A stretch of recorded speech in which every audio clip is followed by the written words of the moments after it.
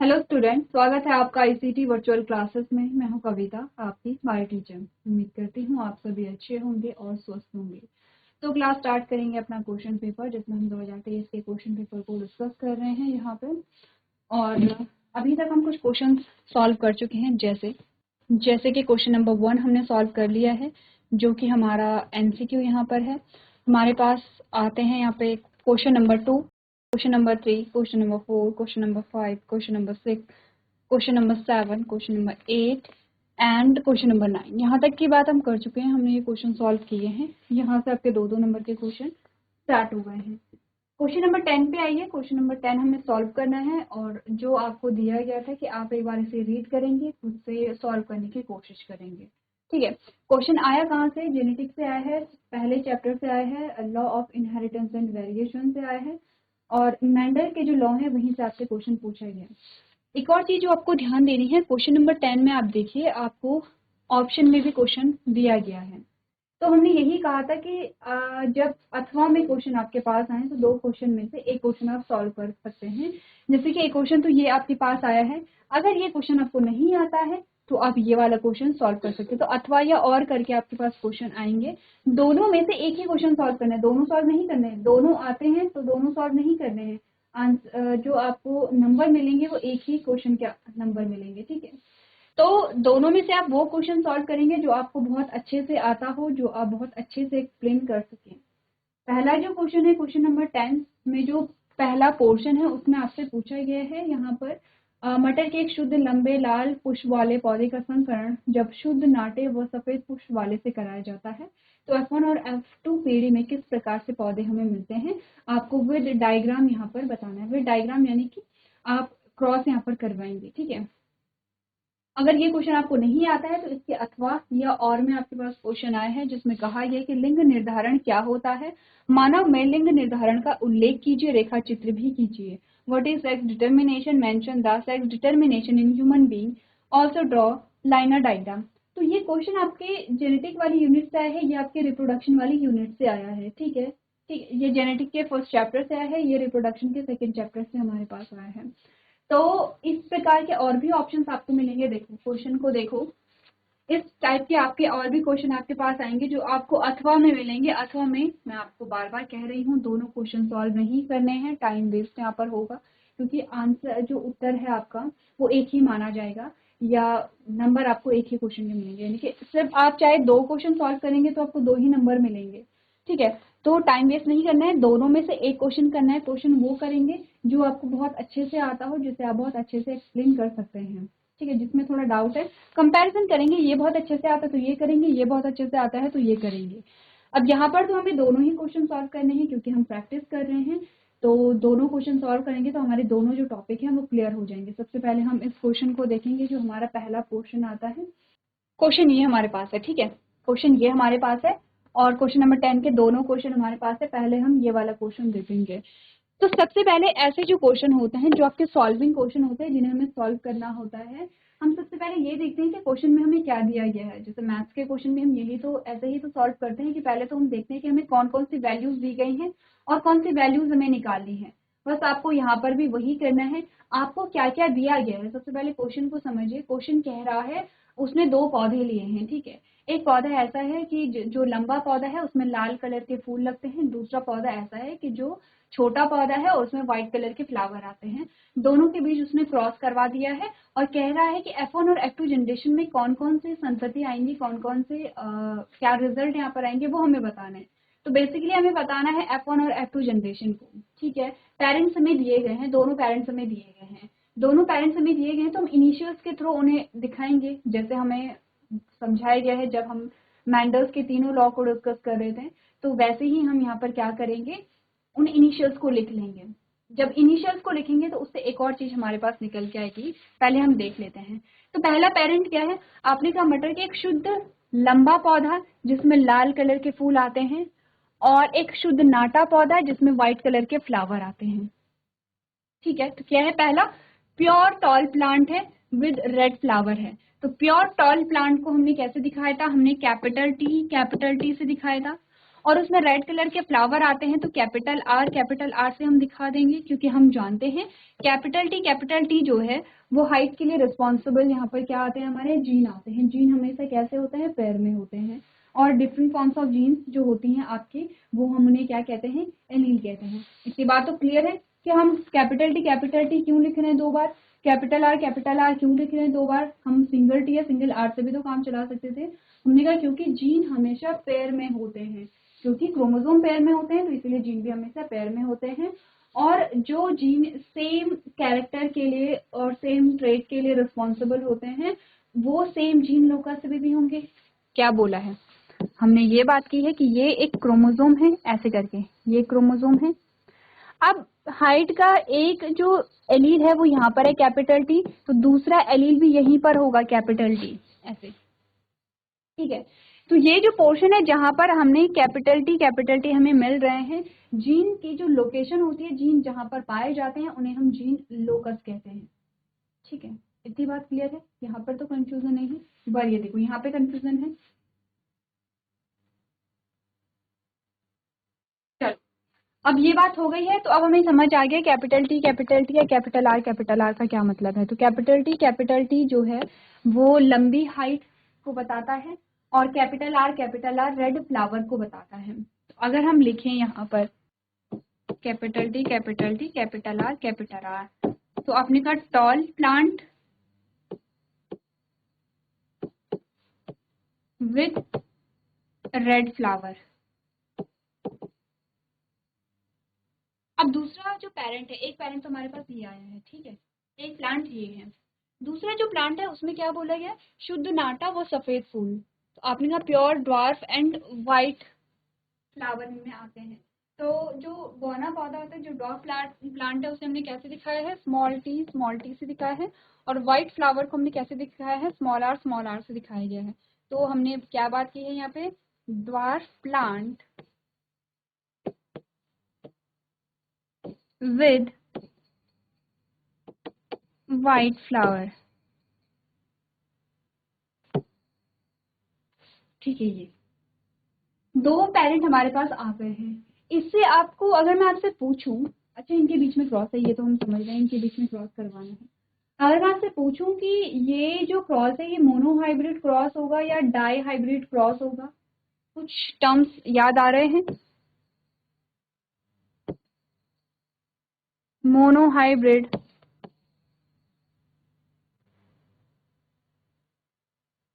Die hybrid. Monohybrid और die hybrid का मतलब क्या होता है, मोनो का मतलब जो होता है वो होता है 1, और डाई का मतलब जो होता है वो होता है 2। हाइब्रिड का मतलब क्या होता है, संकरण, यहाँ पे यानी कि जो आप संकरण या जो क्रॉस आप करवा रहे हैं, ठीक है। तो मोनोहाइब्रिड का मतलब होता है जब हम सिंगल कैरेक्टर को लेकर के क्रॉस करवा रहे हैं। फॉर एग्जांपल, जब हमने सिर्फ हाइट ली थी, सिर्फ हाइट के बेसिस पे, यानी कि dwarf height and tall height, तब ये जो क्रॉस था ये मोनोहाइब्रिड था। लेकिन जब हमने हाइट के साथ साथ फ्लावर का कलर भी लिया है, तो अब हम क्या ले रहे हैं, दो कैरेक्टर को यहाँ पर ले रहे हैं और दो कैरेक्टर के बेसिस पे यहाँ पे क्रॉस करवा रहे हैं। इट मीन ये जो क्रॉस यहाँ पर हो रहा है ये डाई हाइब्रिड होगा या नहीं होगा, ये डाई हाइब्रिड क्रॉस होगा, यानी कि दो कैरेक्टर के बेसिस पे जो क्रॉस यहाँ पर हो रहा है। ठीक है, अच्छा इनके कैरेक्टर हमें पता है ना, कैपिटल टी का मतलब टॉल प्लांट है, कैपिटल आर का मतलब है रेड फ्लावर है, स्मॉल टी का मतलब है ड्वार्फ प्लांट है, और स्मॉल आर का मतलब है व्हाइट फ्लावर है। ठीक है, अब मैं ये हटा दूं क्योंकि आपको यहाँ पे क्रॉस करना है और F1 जनरेशन यहाँ पे लेकर के आनी है। तो हमारे पास स्टेप्स क्या थे, सबसे पहले हम क्या करेंगे, इन पेरेंट्स से, ये जो हमारे पास पेरेंट्स आए हैं, सबसे पहले हम क्या करेंगे, गैमीट बनाएंगे। ठीक है, तो चलो गैमीट बनाओ सबसे पहले। तो ये हम P से रिप्रेजेंट करते हैं पेरेंट, एंड G से रिप्रेजेंट करेंगे गैमीट। तो यहाँ पर जो गैमीट बनेंगे वो बनेंगे capital R and capital R, ये गैमेट हमारे पास आते हैं। ठीक है, यहाँ पर हमारे पास क्या आता है, small T small R and small T small R. अब दोनों पेरेंट्स में, अच्छा मेल फीमेल कुछ भी आप डाल सकते हैं, ठीक है, कुछ भी आप डाल सकते हैं, या आपने कहा कि ये फीमेल ये मेल हो सकता है, यहाँ पर अब हमने ये बात की है, चाहे मेल प्लांट हो या फीमेल प्लांट हो, या मेल पेरेंट हो या फीमेल पेरेंट हो, दोनों में नंबर ऑफ गैमीट जो बने हैं वो कितने हैं? 2 गैमीट बने हैं। यहाँ पे 2 गैमीट आए हैं हमारे पास, 2 गैमीट आए हैं, यानी कि इसमें भी 2 गैमीट बने हैं, इसमें भी 2 गैमीट बने हैं। लेकिन टाइप ऑफ गैमीट अगर हम देखें तो वो सेम है, इसमें और इसमें कोई डिफरेंस नहीं है, इसमें इसमें कोई डिफरेंस नहीं है, जेनेटिक मटेरियल सेम ही है यहाँ पर दोनों में।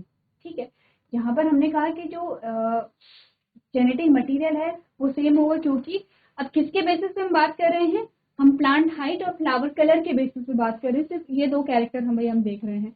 तो हमने कहा कि ये जो गैमेट है इसमें भी कैपिटल टी कैपिटल आर है, ये जो गैमेट है इसमें भी कैपिटल टी कैपिटल आर है, ये जो गैमेट है इसमें भी स्मॉल टी स्मॉल आर है, और ये जो है इसमें भी स्मॉल टी स्मॉल आर है। तो अगर हम क्रॉस कराएं तो हमारे पास आ जाएगी यहाँ पे F1 जनरेशन। चलो, तो अगर इस गैमेट का क्रॉस इस गैमेट से होता है तो कैसा हमारे पास आएगा? Capital T small T capital R small R. अगर इस सेम गैमेट का क्रॉस इस दूसरे गैमेट से होता है तो क्या आएगा? Capital T small T capital R small R. अगर इस गैमेट का क्रॉस अब इससे करा दिया जाए तो इसमें capital T small T capital R small R आया, और अगर इससे करा दिया तो capital T small T capital R small R हमारे पास आया है। ये हमारे पास F1 जनरेशन आई है, जिसमें आप देख रहे हैं कि जितने भी आपकी संतति हमें मिल रही है उसमें सेम टाइप का कॉम्बिनेशन मिल रहा है। अगर हम हाइट के लिए देखें एलील को तो एक कैपिटल टी है और एक स्मॉल टी है। अगर हम फ्लावर कलर के लिए देखें तो एक कैपिटल आर है और एक स्मॉल आर है। अब इनके जो कैरेक्टर हमें F1 जनरेशन में मिले तो हमने बोला all plants with tall height and red flower।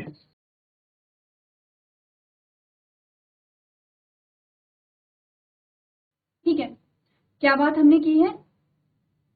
हमने बोला F1 जनरेशन में जितने भी पौधे हमें मिले हैं उन सभी की जो हाइट थी वो कैसी थी? सारे पौधे लंबे थे।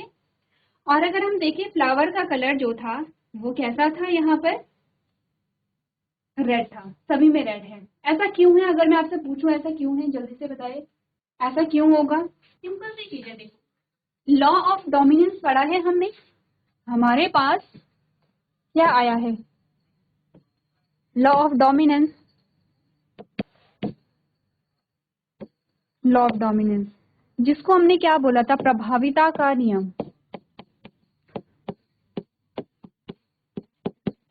क्या कहता है प्रभाविता का नियम? प्रभाविता का नियम कहता है कि जब आपने सेम कैरेक्टर, ठीक है कैरेक्टर सेम है, अगर ये कैरेक्टर अगर ये और ये मैं देखूं तो ये सेम ही तो कैरेक्टर है, ये भी प्लांट हाइट को रिप्रेजेंट कर रहा है, ये भी प्लांट हाइट को रिप्रेजेंट कर रहा है, विच इज बोथ आर क्या? सेम कैरेक्टर, कैरेक्टर तो सेम ही है, दोनों एक ही कैरेक्टर को तो फॉलो कर रहे हैं। अगर मैं इसकी और इसकी बात करूं तो ये भी फ्लावर कलर को रिप्रेजेंट कर रहा है, ये भी फ्लावर कलर को रिप्रेजेंट कर रहा है, कैरेक्टर तो सेम है। तो हमने बोला जब हम same character but different trait, अब ट्रेट क्या है? हमने कहा ये हाइट को रिप्रेजेंट कर रहे हैं दोनों, लेकिन ट्रेट क्या है? ये टॉल हाइट को रिप्रेजेंट कर रहा है, ये ड्वार्फ हाइट को रिप्रेजेंट कर रहा है। ये दोनों फ्लावर कलर को रिप्रेजेंट कर रहे हैं, सेम कैरेक्टर है लेकिन डिफरेंट ट्रेट है, क्योंकि ये रेड कलर के लिए रिस्पॉन्सिबल है तो ये व्हाइट कलर के लिए रिस्पॉन्सिबल है। तो ध्यान से सुनो, जब हम same character but different trait वाले प्लांट्स के बीच में क्रॉस करवाते हैं तो हमारे पास जो F1 जनरेशन आती है उसमें सिर्फ एक ही पेरेंट के कैरेक्टर हमें मिलते हैं, और जिस पेरेंट के कैरेक्टर हमें मिलते हैं उसे डोमिनेंट पेरेंट कहते हैं, और जिस पेरेंट के कैरेक्टर हमें नहीं मिलते हैं F1 जनरेशन में उसे हम रेसेसिव पेरेंट कहते हैं। और इसी को आप लॉ ऑफ डोमिनेंस या प्रभाविता का नियम कहते हैं, क्योंकि एक जनक प्रभावी है जिसके कैरेक्टर हमें F1 जनरेशन में मिले हैं और एक जनक अप्रभावी है जिसके कैरेक्टर हमें F1 जनरेशन में नहीं मिले हैं। अब ऐसा नहीं है कि इसके जो यहाँ पर जीन है वो नहीं है, जीन तो इसके भी प्रेजेंट है। F1 जनरेशन में हम देख रहे हैं जीन तो स्मॉल टी स्मॉल आर तो इसमें भी प्रेजेंट है, सब में प्रेजेंट है, लेकिन एक्सप्रेस कौन अपने आप को कर पा रहा है? सिर्फ ये पेरेंट कर पा रहा है, क्योंकि कैपिटल टी सब में है, क्योंकि कैपिटल आर सब में है, इसीलिए सारे प्लांट कैसे हैं? टॉल हैं, और सभी फ्लावर कैसे हैं? रेड हैं। इट मीन्स कि ये हमारा क्या होगा? डोमिनेंट पेरेंट होगा, और ये हमारा क्या होगा? रिसेसिव पेरेंट होगा। F1 जनरेशन तो हमारे पास आ गई है, आ गई है F1 जनरेशन हमारे पास। तो हमें क्वेश्चन में क्या पूछा गया? F1 और F2 जनरेशन पूछा गया। अच्छा देखो, डिफरेंस ये आपको समझ में आना चाहिए जब हम सॉल्व कर रहे हैं और जब हम क्वेश्चन पेपर कर रहे हैं। जब आप क्वेश्चन पेपर को कर रहे होंगे, जब आप देखो हमने क्या बात की है, जब आप क्वेश्चन हॉल एग्जाम हॉल में बैठे हो क्वेश्चन पेपर को सॉल्व कर रहे हो, ठीक है, अब वहां पर इतना लंबा नहीं चलना है, सिंपल सा फटाफट क्वेश्चन कैसे यहाँ पे सॉल्व करना है। जो जो आपको पेरेंट्स दिए गए हैं, पेरेंट्स लिखा आपने, गैमीट यहाँ पर बनाए और F1 जनरेशन यहाँ पे निकाली, हो गया। आप फटाफट से आप क्या करेंगे, F2 जनरेशन यहाँ पे निकालेंगे, ठीक है। तो देखो आगे बढ़ते हैं। अच्छा आपको क्वेश्चन कैसे मिलेगा, F1 जनरेशन आपने निकाल ली है तो आपको 1 नंबर मिल गया, F2 जनरेशन भी निकाल ली है तो दोनों नंबर आपको मिल गए हैं। अगर सिर्फ F1 जनरेशन निकाली, F2 नहीं निकाली है तो सिर्फ 1 ही नंबर मिलेगा। ऐसे आपके जो क्वेश्चन होते हैं वो डिवाइडेड होते हैं। अब F1 जनरेशन हमारे पास आती क्या है, capital T small T capital R small R. इसमें हम क्या करते हैं, F1 जनरेशन का सेल्फ क्रॉस करा देते हैं, तो सेल्फ क्रॉस में हम सेम यहाँ पर ले लेंगे स्मॉल आर। इनमें क्या बनेंगे यहाँ पर, अब देखो F2 जनरेशन जो है जब आप निकालेंगे तो वो थोड़ा सा लेंदी है, इसीलिए आपको बोला गया था प्रैक्टिस करनी है। जब आपकी प्रैक्टिस बनी रहेगी तो आप जल्दी जल्दी क्वेश्चन को सॉल्व कर लेंगे। थोड़ा सा लेंदी होगा क्योंकि आपको चेकर बोर्ड बनाना है। अब यहाँ पर इनके क्या बनेंगे, गैमीट बनेंगे।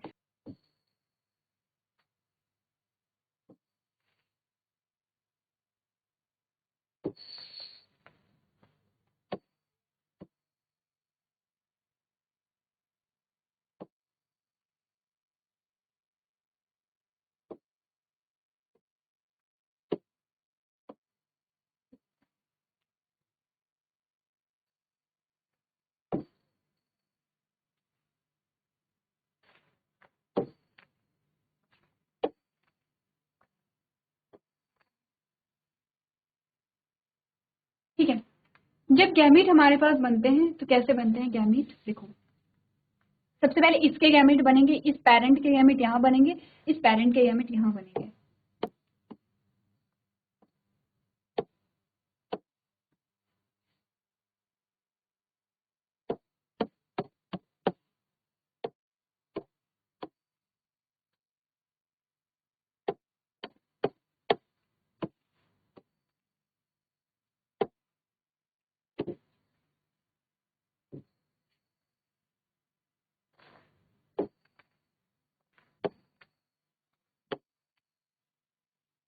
चलो यहाँ पर हमने जब गैमीट बनाए हैं तो आपने कहा कैपिटल टी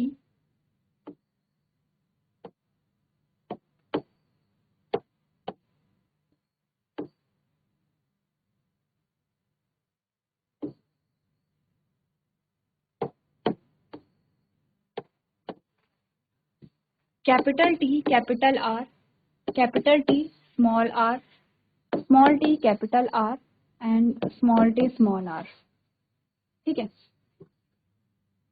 क्लियर है इतना। सेम गैमेट हमारे यहाँ बनेंगे जिसमें हमने बोला capital T capital R, capital T small T capital R and small T small R. ये बन गए हैं। अब ये आपके जितने भी रिजल्ट आएंगे ये आपकी क्या होगी, F2 जनरेशन होगी। तो जल्दी से एक बार सॉल्व करना है, ये खुद सॉल्व करना है, जितना सॉल्व करेंगे उतनी आपकी जो यहाँ पे प्रैक्टिस है वो बनती जाएगी। चलो तो जल्दी से सॉल्व करेंगे यहाँ पे। Capital T capital T capital R capital R, capital T capital T capital R small R, capital T small T capital R capital R, capital T small T capital R small R. Next है capital T capital R small R, capital T small R small R, capital T small capital R small R, capital R small R, capital T small R small R, capital T small T capital R capital T small T capital R small R, small T capital R small T capital R small R, capital T small T capital R small R, capital T small R small R, small T capital R small R and small T small R small R. देखो यही हमारा result आएगा। ये हमारी क्या होगी, F2 generation है। ये हमारी F2 जनरेशन होगी।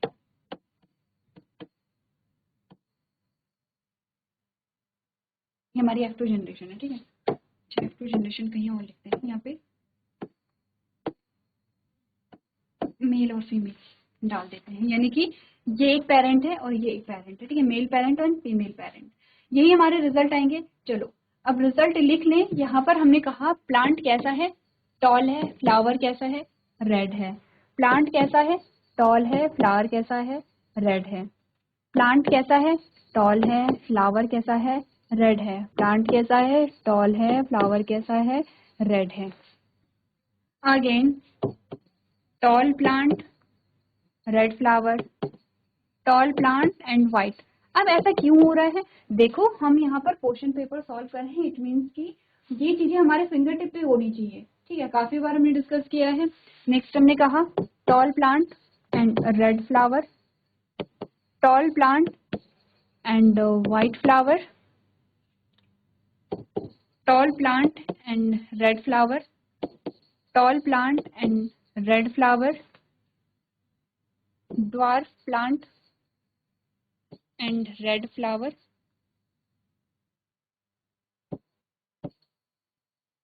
and red flower, ठीक है। ये है dwarf and red flower, dwarf plant and red flower। ये है आपका tall plant and red flower। ये है आपका tall plant and white flower। ये है आपका dwarf and red flower। और ये आपका dwarf with white flower। ये आपकी F2 जनरेशन आई है या नहीं आई है, F2 जनरेशन, ये हमारी F2 जनरेशन आई है, ठीक है। अब नंबरिंग भी हमें करनी है, नंबरिंग हमें करनी है जिसमें टॉल रेड कौन सा है, ये टॉल रेड है, ये टॉल रेड है, ये टॉल रेड है, ये टॉल रेड है, tall red, tall red, tall red, tall red, tall red. और कोई टॉल रेड आपको दिख रहा है, ठीक है, ये हमारे टॉल रेड आ गए हैं। तो अगर हम देखें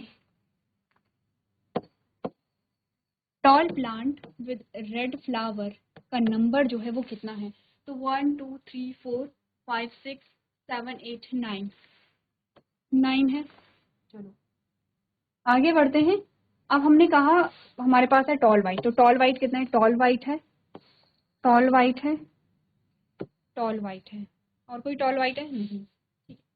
तो हमने कहा tall plant with white flower कितने हैं, 3 हमारे पास आते हैं।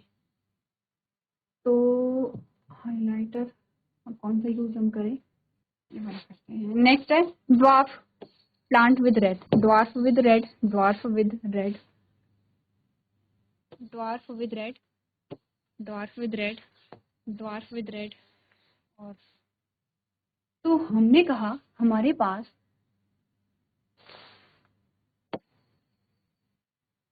ड्वार्फ और रेड जो है उनका नंबर कितना है, उनका भी 3 होगा। देखो 1 2 3, हमारे पास एक मात्र बचता है ये वाला पेरेंट,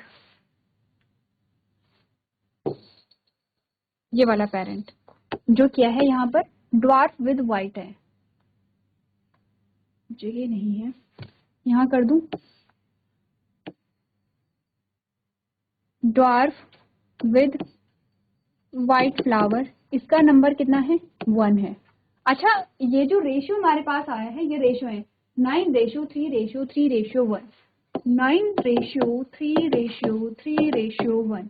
ये कौन सा रेशियो हमारे पास आता है, क्या ये डाईहाइब्रिड क्रॉस का रेशियो है, यस ये डाईहाइब्रिड क्रॉस का रेशियो है, ठीक है। तो हमारे F1 और F2 जनरेशन निकल गए। अभी देखने से लग रहा है बहुत टाइम टेकिंग है, लेकिन अभी तो हमने और भी चीजें डिस्कस की हैं, जैसे कि हमने डिस्कस किया है कि हम यहाँ पर क्यों कैपिटल टी को लिख रहे हैं, हमने जीन डिस्कस किया, हमने एलील डिस्कस किया, हमने मोनोहाइब्रिड डिस्कस किया, डाईहाइब्रिड डिस्कस किया है, ठीक है। और हमने यहाँ पर डोमिनेंट और रिसेसिव की बात किया, हमने लॉ ऑफ डोमिनेंस जो है, जो हमारा लॉ है, इसको हमने डिस्कस किया। तो इसलिए हमारा इतना यहाँ पे क्या हो गया है, इलेबोरेट हो गया है। जब आप क्वेश्चन को कर रहे होंगे आपने जल्दी से पेरेंट्स लिखे, आपने क्रॉस कराया, F1 जनरेशन निकला, यहाँ पर आपने F2 जनरेशन निकाला, ये आपने रेशियो भी लिखना है और आपका आंसर यहाँ पे कंप्लीट हो जाता है। देखो ऐसा ही आपका रिजल्ट आया है, एक बार आप देखो। चलो ये पहला क्वेश्चन तो हमारा हो गया है सॉल्व। अब जो और में हमारा क्वेश्चन आया है दैट इज लिंग निर्धारण और मानव में लिंग निर्धारण का उल्लेख जो हमें करना है, ये एक बार आप लोग घर से करके लेकर के आएंगे। नेक्स्ट लेक्चर में हम क्वेश्चन को यहाँ पे सॉल्व करेंगे। तो आज के सेशन में हम इतना ही करेंगे। अभी तक क्लास में बने रहने का आपका धन्यवाद।